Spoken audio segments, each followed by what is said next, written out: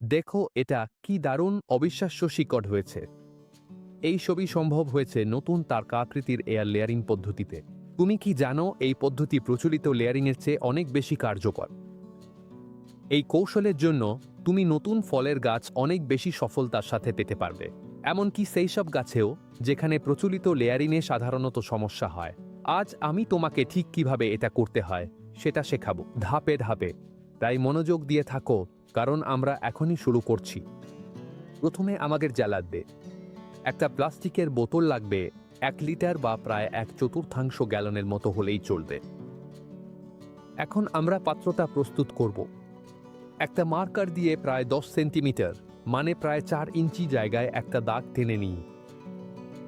ওটাই হবে আমাদের পাত্রের উচ্চতা। তারপর ক্যাকের মাঝখান থেকে ওই দাগ পর্যন্ত একটা লাইন টেনে নিই। ঠিক ওই দিক দিয়েই আমরা বোতলটা খুলব।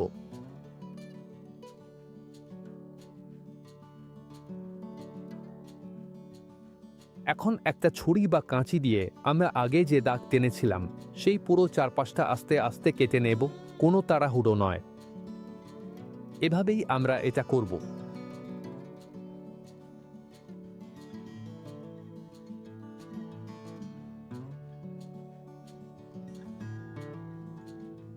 এখন পাত্রটা খোলার পালা। এর জন্য আমরা পুরো লম্বা দাগটা কেটে নেব, যেটা আমরা আগে দাগ টেনেছিলাম। আমরা এটা ছুরি দিয়ে কাটব যতক্ষণ না বোতলের সবচেয়ে শক্ত অংশে পৌঁছাই, যেটা হলো ট্যাপ লাগানোর জায়গা। সেই সময়ে আমরা কাটা প্লায়ার্স দিয়ে সাহায্য নিয়ে বোতলটা পুরোপুরি খুলে ফেলতে।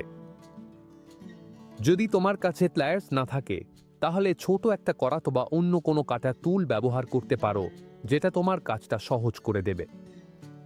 এভাবেই আমরা এটা করব।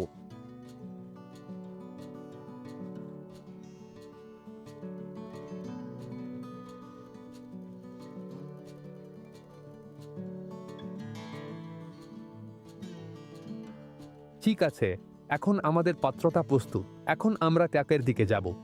ট্যাপ, আমাদের এটাকেও সেই ডালটার সাথে মানিয়ে নিতে হবে যেটা আমরা ব্যবহার করব।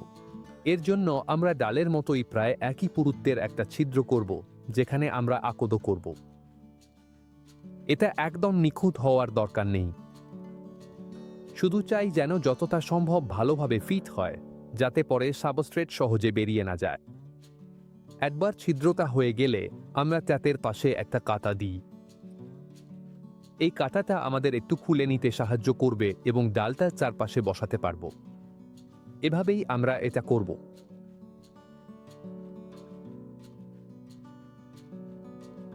এখন আমরা ডালের ট্যাপটা বসাচ্ছি। দেখিনি ঠিকঠাকভাবে ঢুকছে কিনা। আর একবার দেখে নিলে যে ভালোভাবে ফিট হয়েছে, তখন আমরা পরের অংশে এগোতে পারি। একবার যখন আমাদের পাত্রটা এবং নিচের দিকে লাগানো ট্যাপটা প্রস্তুত হয়ে গেছে, তখন আমাদের উপরের ঢাকনাটা তৈরি করতে হবে, যেটা পাত্রটা সাবস্ট্রেট দিয়ে ভরার পর বন্ধ করার কাজ করবে। এর জন্য আমরা আগের ব্যবহৃত বোতলের নিচের দিক থেকে প্রায় 2.5 সেন্টিমিটার অর্থাৎ 1 ইঞ্চি মতো কেটে নেব। এখন আমরা একটা উল্লম্ব কাট দেব, যেটা কেন্দ্রে পৌঁছাবে, এবং কাঁচি বা ছুরি দিয়ে আমরা ধীরে ধীরে মাঝখানের ছিদ্রটা বট করব। ছিদ্রের আকার নির্ভর করবে আমরা যে ডালটা ব্যবহার করব তার পুরুত্বের ওপর। এটা একদম নিখুঁত হওয়ার দরকার নেই। ঠিক আছে, এখন আমাদের পাত্রটা পুরোপুরি প্রস্তুত। এখন সময় হয়েছে গাছের কাছে যাওয়ার এবং স্টার এয়ার লেয়ারিং শুরু করার। প্রথমে আমরা যা করব তা হলো পুরো ডালটা ঘিরে একটা বৃত্তাকার কাট দেব। আমাদের কাঠ পর্যন্ত পৌঁছাতে হবে, তাই ছুরি ভালোভাবে ঢুকিয়ে সম্পূর্ণ ছাল কেটে নিতে হবে। প্রথম কাটটা হয়ে গেলে আমরা কয়েকটা লম্বালম্বি কাট দেব। এই ক্ষেত্রে এগুলোর দৈর্ঘ্য হবে আনুমানিক 5 সেন্টিমিটার, মানে প্রায় 2 ইঞ্চি। তবে এই মাপটা নির্ভর করবে তোমরা যে পাত্রটা প্রস্তুত করেছো তার আকারের ওপর।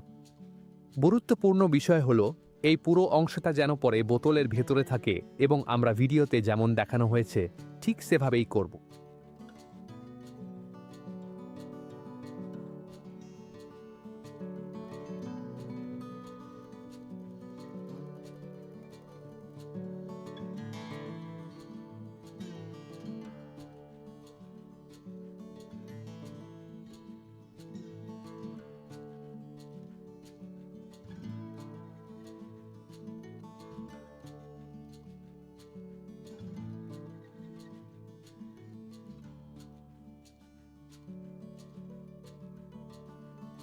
ধন্যবাদ।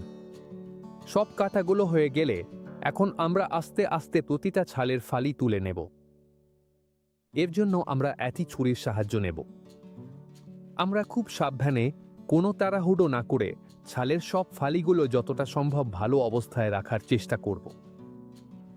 প্রক্রিয়ার সময় যদি কোনোটা ভেঙেও যায় তাতে কোনো সমস্যা নেই, বাকিগুলো ঠিকঠাকভাবেই তাদের কাজ করবে। আমরা একে একে সবগুলো তুলতে থাকি যতক্ষণ না সবগুলো পুরোপুরি খোলা হয়ে যায়।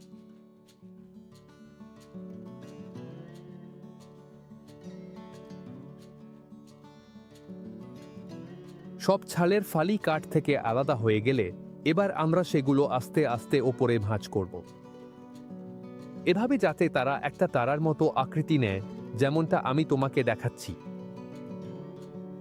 সবগুলো একদম একই রকম হওয়ার দরকার নেই, গুরুত্বপূর্ণ হলো যেন তারা থাকে উপরে খোলা ও বাঁকানো অবস্থায়। আর ঠিক এই আকৃতির কারণেই এই পদ্ধতির এমন নাম হয়েছে। সব ফালি আমরা যেভাবে চাই সেভাবে রেখে এবার একটা ব্রিডা দিয়ে সেগুলো আটকে দেব।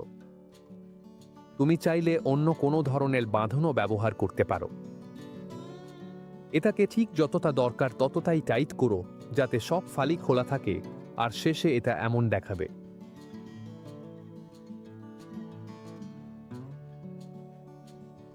এখন আসছে সবচেয়ে সংবেদনশীল অংশ এবং সম্ভবত পুরো প্রক্রিয়ার সবচেয়ে গুরুত্বপূর্ণ অংশ। আমরা নিচের দিকের ক্যাম্বিয়ামটা ঘষে তুলব। আগে যেমনটা বলেছিলাম, ব্রিডার নিচে প্রায় 2.5 সেন্টিমিটার বা 1 ইঞ্চি মতো ফাঁকা রেখেছিলাম, ওই অংশটাই শুধু ঘষে তুলতে হবে। ওই অংশের ক্যাম্বিয়াম পুরোপুরি তুলে ফেলতে হবে। কেন?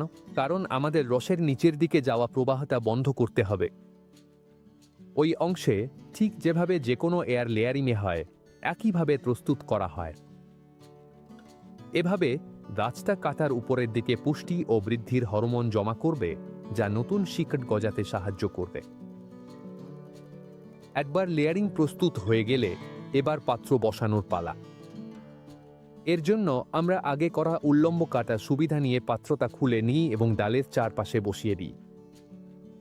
ধীরে ধীরে আমরা এটাকে মানিয়ে নিই যতক্ষণ না লেয়ারিংয়ের পুরো অংশটা সম্পূর্ণভাবে পাত্রের ভেতরে চলে আসে।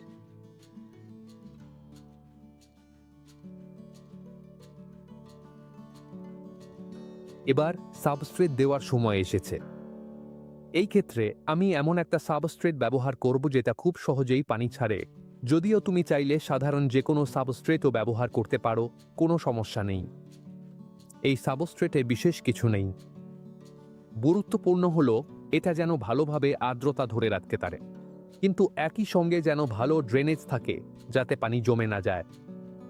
যেমনটা দেখতে পাচ্ছ, আমরা আগে যে ছিদ্রটা করেছিলাম ঢাকনিতে, সেটা নিজেই অতিরিক্ত পানি সহজে বেরিয়ে যেতে দেবে, ফলে পাত্রের ভেতরে পানি জমে থাকবে না। এখন আমরা ধীরে ধীরে ধরতে থাকি প্রায় উপরের অংশ পর্যন্ত।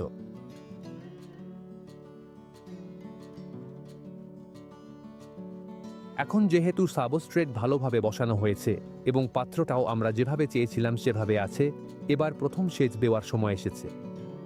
আমরা ভালোভাবে সেচ দেব যাতে প্রথম থেকেই পুরো সাবস্ট্রেটটা পুরোপুরি ভিজে যায়।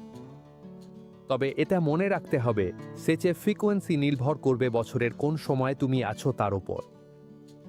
এয়ার লেয়ারিং সাধারণত শীতের শেষ দিকে বা বসন্তের শুরুতে করা হয়, যখন গাছের কার্যকলাপ বাড়তে শুরু করে। তবে আপনি যে অঞ্চলে থাকেন তার আবহাওয়ার উপর নির্ভর করে বছরের অন্য সময়েও এটা করা যেতে পারে। তাই নির্দিষ্ট কোনো ক্যালেন্ডার অনুসরণ করার চেয়ে সবচেয়ে গুরুত্বপূর্ণ হল সাবস্ট্রেটটা পর্যবেক্ষণ করা। যখন দেখব সাবস্ট্রেটটা আর্দ্রতা হারাতে শুরু করেছে বা তুলনামূলকভাবে শুকনো হয়ে গেছে, তখন আবার সেচ দেব যাতে গোটা শিকড় গজানোর প্রক্রিয়ায় আর্দ্রতা সবসময় বজায় থাকে। এবং এখন আসল মজার অংশটা আসছে। এই লেয়ারিং করার পর প্রায় 8 সপ্তাহ কেটে গেছে। আর দেখো কি দারুণ, একেবারে অসাধারণ সাদা শিকড়গুলো ইতিমধ্যেই পুরো পাত্র জুড়ে দেখা যাচ্ছে। খুব অল্প সময়েই এটি এক চমৎকার শিকড়ের গঠন তৈরি করেছে। এমনকি প্রথম কয়েক সপ্তাহ থেকেই প্রথম শিকগুলো দেখা যেতে শুরু করেছিল। নিঃসন্দেহে স্টার এয়ার লেয়ারিং পদ্ধতি সত্যিই ভালো কাজ করে। একবার যখন আমাদের লেয়ারিং পুরোপুরি শিকড় গজিয়েছে, তখনই সেটাকে মা গাছ থেকে আলাদা করার সময় এসেছে। লেয়ারিং অংশটি নিচের দিক থেকে কেটে নাও এবং একটি মাঝারি সাইজের তবে ভালো মাটি দিয়ে লাগিয়ে দাও। ভালোভাবে পানি দাও এবং প্রায় 1 সপ্তাহের মতো আধা ছায়া বা পরোক্ষ আলো রেখে দাও, যাতে এটি সহজে মানিয়ে নিতে পারে। সেই সপ্তাহ কেটে গেলে তুমি এটি তার চূড়ান্ত জায়গায় বসাতে পারবে এবং একটি নতুন ফলের গাছ উপভোগ করতে পারবে। এবং এখানেই আজকের ভিডিও শেষ। যদি তোমার স্টার পদ্ধতিটা ভালো লেগে থাকে, তাহলে একটা ভালো লাইক দিয়ে দিও। এটা তাদের সঙ্গে শেয়ার করো যারা গাছ বা ফলের গাছ ভালোবাসে। আর কমেন্টে আমাকে জানাও তুমি কোথা থেকে আমাকে দেখছো আর কোন ফলের গাছে প্রথমে এই পদ্ধতি ব্যবহার করতে চাও। তোমাদের লেখা পড়ে আর তোমাদের ফলাফল জানতে আমার খুব ভালো লাগবে। একটা বড় আলিঙ্গন রইল, দেখা হবে পরের ভিডিওতে।